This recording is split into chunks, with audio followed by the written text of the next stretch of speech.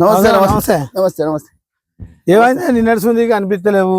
ఏం చెప్పానే రామా, కట్ట కూర్చో, కూర్చో చేసుకొని కూర్చో. ఏంటిది అంత చిన్నవేనట్టున్నావు? నిన్న లేవు ఇంటికాడ. అసలు ఇలా పొద్దుగలసుగా వచ్చినా గానీ నువ్వు ఇగో నాకు ఇక పని కూడా పత్తి గిట్ల ఏరుడు అయిపోయింది. ఇక నాకేదో మనసు కొంచెం మంచిగా అనిపించలే. ఏంటిది? మా చెల్లెని చూడాలని చెల్లి ఇంటికి పోదాం, ఒక పూట పూసలు ఉండేద్దాం అనిపోయినా. పోతే ఉన్నదే ఇల్లంతా గుంటకు, చెల్లింటికి పోతే ఇల్లంతా గుంటకు, కళ్ళకు నిలిచి కన్నీరు తీసే, కళ్ళకు నిలిచి ఇల్లంతా గుంటకు చెల్లింటికి పోతే ఇల్లంతా గుంటకు, కాళ్ళకు నిలిచి కన్నీరు తీసే, కాళ్ళకు నిలిచి ఎడువాకు నా ముద్దు సెల్లే, ఎడువాకు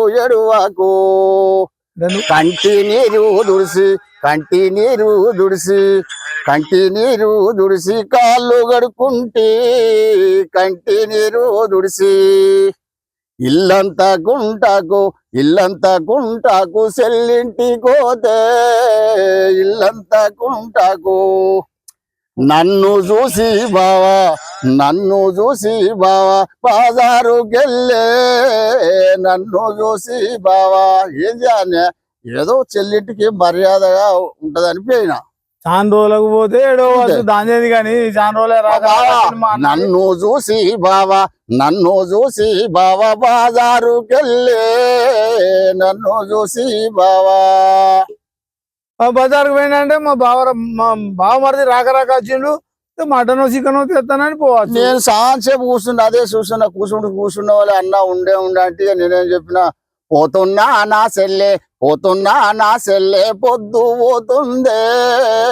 పోతున్నా నా సెల్లే, ఎడువాకు నా ముద్దు సెల్లే, ఎడువాకు ఇంటి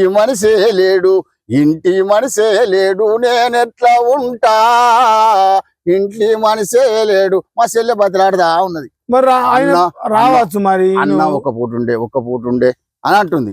అవునే, నువ్వు ఆ పూట ఉంటే ఆయన ఏమన్నా తెచ్చునా తేకపోవునా తీసుకురావడానికే పో. అయ్యో పొద్దుగా దాకా చూసిండే, అయితే సాపోటు చేసింది పోసింది. ఇక ఆయన బజార్కి ఏంటి కదా, ఏం తెస్తాడో, మా అన్న వచ్చిండి అని పోయిండి అని ఏం తెస్తాడో అని చూస్తా ఉన్నది. చూసే వరకు పొద్దు ఊగుతుంది. అసలు నేను అక్కడ ఉండుడా బయలుదేరి వచ్చడా, మళ్ళీ బస్సులు దొరికాయి.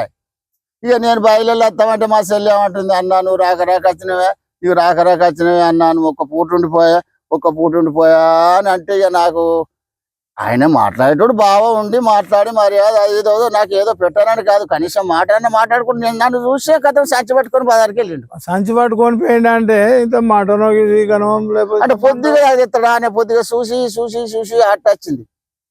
అరే రాక వచ్చినావు కాబట్టి ఏదో బందోబస్తు మర్యాద చేయాలనుకున్నాడో ఏమో ఆయన. మరి అంటే అట్లా మర్యాద చేస్తాడు అసలు. బందోబస్తే బాధ అనిపించింది నిన్నటి సంది. ఒక 5 సంవత్సరాలే మా చెల్లింటికి పోక, అందుకనే ఏడిచింది. మరి 5 సంవత్సరాలే పోక సరిగా నాకు పానం కొట్టుకొని అయితే పోయినా. పోతే వాళ్ళ ఇంటికి పోతే ఇక నాకు ఈ మర్యాద జరిగింది. అందుకని నిన్నటి సంది అంత మంచిగా అనిపించలేదు.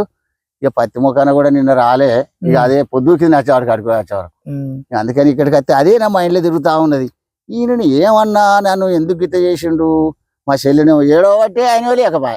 అట్లా కాదు, నువ్వు నిన్న సాయంత్రం అక్కడ ఉంటే నీ బావ మర్యాద చేసునా చేయకపోవునా అది తెలుసు. ఇలా పొద్దుగా ఎట్లుంటే ఒక మాట అన్న మాట్లాడబాయని ఎట్లుంటే చెప్పు. దెబ్బ ఈడ ముచ్చట పెట్టుకుంటే ఎట్లుంటది, రాక వచ్చిండు. ఇక మా మరిది మరి ఏమైనా చేయాలని దెబ్బ వెళ్ళిపోవచ్చు. దానికి వరకు నువ్వు ఆ పూట ఉండి ఏం చేయకపోతే పొద్దుకి ఆయన తాగొచ్చిండా మంచిగా వచ్చిండా ఏమైనా తెస్తాడా, అప్పుడు నీకు మర్యాద చేయకపోతే బాధపడేది దానికో లెక్క ఉంటది. కానీ నువ్వు అదిగా నాకు బాకీ లేదు, ఒక సొమ్ము బాకీ లేదు, ఏదో మా చెల్లింటికి పోయి తూర్తిగా కొద్దిగా మనశ్శాంతి గురించి అట్లా పోదాం అనుకున్నా. కానీ ఇక నాకు మంచి జరగలేదు. నిన్నటి సంది అదే బాధ అనిపించింది. 5 సంవత్సరాలకు పోతే కనీసం నోట్లకి వెళ్ళి మాట మాట్లాడలేదు. మా చెల్లి దిక్కు ఏడవటే ఏడుతుంది, దానికి తోడు కాబట్టి ఏడిచింది. నాకు కూడా దుఃఖం వస్తే నేను ఏడిచిన, అది ఏడిచిన కథ నాకు మంచిగా అనిపించలే. కానీ నువ్వు ఆ బాధ ఎప్పుడు అంటే నిన్న నిద్ర చేసి అట్లనే ఆయన తాగచ్చును లేకపోతే అసలే రాకపోతే నువ్వు బాధపడితే అదో లెక్క ఉంటది కానీ ఆడికే నేను బాధ భరించలేదు అంటే తెలంగాణ నిద్ర చేసి ఎట్లుండు అంటావు చెప్పు. పోక సరే పోక సరే పోయినావు నా కదా. కర్మ ఏదో గట్లుంది. ఏ మరి ఆ చిన్న విషయానికి రాని ఎందుకు పెట్టుకుంటావు ఏం రాని పెట్టుకో బాధ అనిపించింది, బాధ అనిపించింది నాకు. అదే కళ్ళలో తిరిగినట్టు అనిపించేసి అప్పుడు ఇక్కడ కూర్చున్నా. చిన్న చిన్న విషయాలకు రంది పెట్టుకోదు